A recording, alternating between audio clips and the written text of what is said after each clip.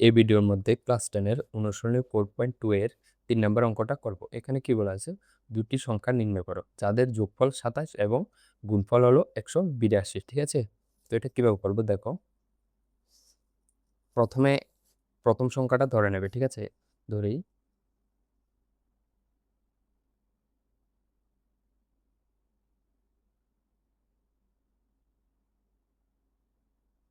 প্রথম সংখ্যাটা is equal to কি ধরবো আমরা, এক্স। এরপর এখানে কি বলেছে, প্রথম সংখ্যাটা আর যে দুইটা সংখ্যা, তো মানে প্রথম আরেকটা হচ্ছে দ্বিতীয়, দুটোটা মিলে কি যোগফল কি 27। ঠিক আছে, এবং দ্বিতীয় সংখ্যাটা ইজ ইকুয়াল টু কি হয়ে যাবে, একটা যদি এক্স হয় আর দুটোটা যোগফল যদি 27 হয়, ধরো একটা এক্স আর একটা জানি না। ঠিক আছে, আর দুটোটার যোগফল কত, 27। সেখান থেকে এটার ভ্যালু কত আসবে, 27 মাইনাস এক্স। ঠিক আছে, এটা বা দুটোটার যোগফল 27, তো একটা যদি এক্স হয় পরেরটা হবে 27 মাইনাস এক্স, 27 মাইনাস এক্স। ঠিক আছে, এবার আবার এটুকু প্রশ্ন অনুসারে কি বলেছে, দুটোটার গুণফল বলেছে 182। তাহলে এটা একটা সংখ্যা, এটা একটা সংখ্যা, দুটোটাকে গুণ করে দাও আর কার সমান লিখে দেবে, 182 সমান। তাহলে একটা হচ্ছে এক্স আর একটা হচ্ছে 27 মাইনাস এক্স, দুটোটা গুণ করে দিয়েছি, ইজ ইকুয়াল টু কত হয়ে যাবে, 182। 182। তো এখান থেকে এক্স দিয়ে প্রথমে 27কে গুণ করলে 27 এক্স, এরপর মাইনাস এক্স এক্সে গুণ করলে এক্স এর স্কোয়ার, আর এদিকে আছে 182। ঠিক আছে, বা বা এখানে কি হয়ে যাবে, এদিকে পুরো সংখ্যা সবগুলোকে এদিকে নিয়ে যা, তাহলে এদিকে কিচ্ছু রাখবো না, 0 ইজ ইকুয়াল টু এদিকে আছে 182।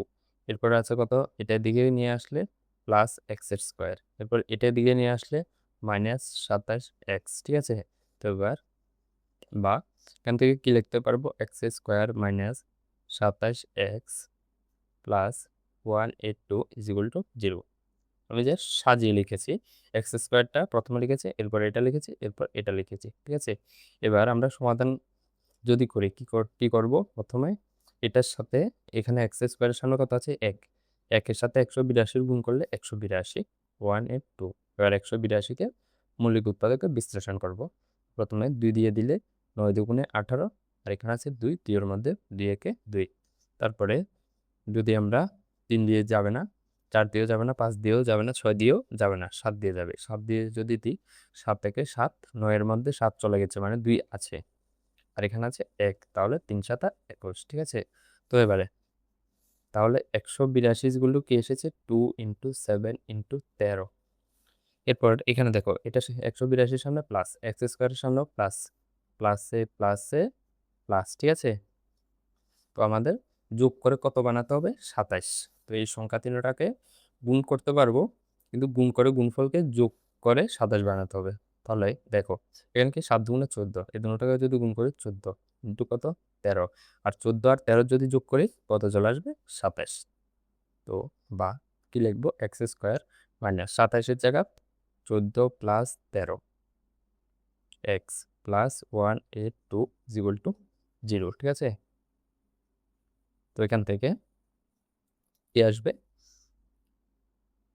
বা এক্স স্কোয়ার মাইনাস 14 এক্স, এরপর মাইনাসে প্লাসে মাইনাস হয়ে যাবে 13 এক্স, আর এখানে বাকি আছে প্লাস 182 ইজ ইকুয়াল টু 0। এবার বা এই দুটোটা থেকে যদি আমরা এক্স কমন নিই, কি থাকবে, এক্স স্কোয়ার থেকে এক্স যদি কমন নিই তাহলে একটা এক্স থাকবে, আর এখানে এক্স কমন নিলে 14 থাকবে। একইভাবে এখানে -13 কমন না, -13 যদি কমন নিই, প্রথমটার ক্ষেত্রে শুধু এক্স থাকবে, আর এখানে দেখো এই প্লাসটা, এখানে আমরা মাইনাস কমন নিয়ে নিয়েছি, তো এই প্লাসটা কি হয়ে যাবে, মাইনাস। আর 182 মানে কত, 14 ইন্টু 13, তো আমরা তো 13 কমন নিয়ে নিয়েছি, তাহলে বাকি থাকবে 14, 14 ইজ ইকুয়াল টু কত, 0। তাহলে বা এক্স আর এই ব্র্যাকেটের ভিতরে দুটোটা মিলে একটা এক্স, এক্স মানে 14, আর ব্র্যাকেটের বাইরের দুটোটা মিলে একটা ইজ ইকুয়াল টু 0। ঠিক আছে, এখান থেকে সুতরাং x minus 14 is equal to 0, x is equal to কত, 14।